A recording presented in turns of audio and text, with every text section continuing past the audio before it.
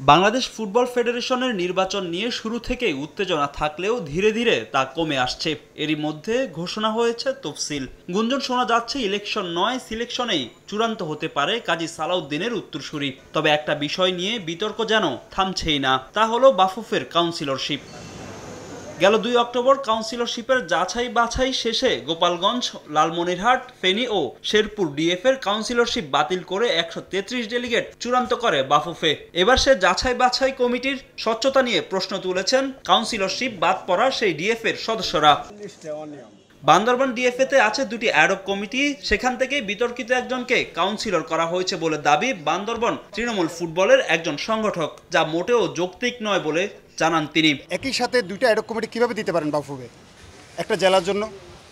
এবং নতুন যে অ্যাডক কমিটিতে অ্যাডক কমিটির 7 জন দেওয়া হয়েছে, এখানে জাভেদ রাজাকে দিয়েছে, উনি দলীয় প্রভাব খাটিয়ে এটা ডেলিগেট হওয়ার জন্য উনি সর্বোচ্চ চেষ্টা করছেন। যেহেতু উনারটা প্রমাণিত যে উনি জাল সই জমা দিয়েছেন, উনারটা বাতিল হয়েছে, কিন্তু আমারটা তো জাল না, আমারটা তো ফ্রেশ ছিল, কিন্তু আমারটা তারা কী কারণে বাংলাদেশ ফুটবল ফেডারেশন বাতিল করলো? গোপনে জালিয়াতির মাধ্যমে ওনারা একটা কমিটির ডেলিগেটের ফর্ম জমা দিয়েছে।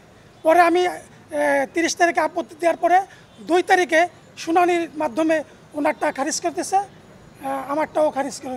এমন প্রায় 40 ডিএফএ ও ক্লাবের কাউন্সিলরশিপ নিয়ে অনিয়মের অভিযোগ এনেছেন বেশ কয়েকজন জেলা ও বিভাগীয় ক্রীড়া সংগঠক। স্বাক্ষর জালিয়াতি সহ বেশ কয়েকটি অভিযোগের ভিত্তিতে বাফুফের বিরুদ্ধে আইনি ব্যবস্থা নেওয়ার পাশাপাশি ফুটবলের সর্বোচ্চ নিয়ন্ত্রক সংস্থা ফিফাতে অভিযোগ করার প্রস্তুতি নিচ্ছেন তারা। সামগ্রিক প্রেক্ষাপট সমস্ত কিছু তুলে আমরা ফিফার শরণাপন্ন হব। ফিফাকেও আমরা এই অনিয়মের নির্বাচনের ব্যাপারে আমরা ফিফাকেও জানাবো। বিভিন্ন ধরনের স্বাক্ষর জাল করে নিজে অবৈধ মিটিং দেখিয়ে সেখানে নিজেকে ডেলিগেট বানিয়ে নিজে এখানে এসেছেন, অবশ্যই তাদেরকে সেই জেলার যে জেলার প্রতিনিধিদের স্বাক্ষর জাল করা হয়েছে সেই প্রতিনিধিরাই তাদের বিরুদ্ধে মামলা করবে।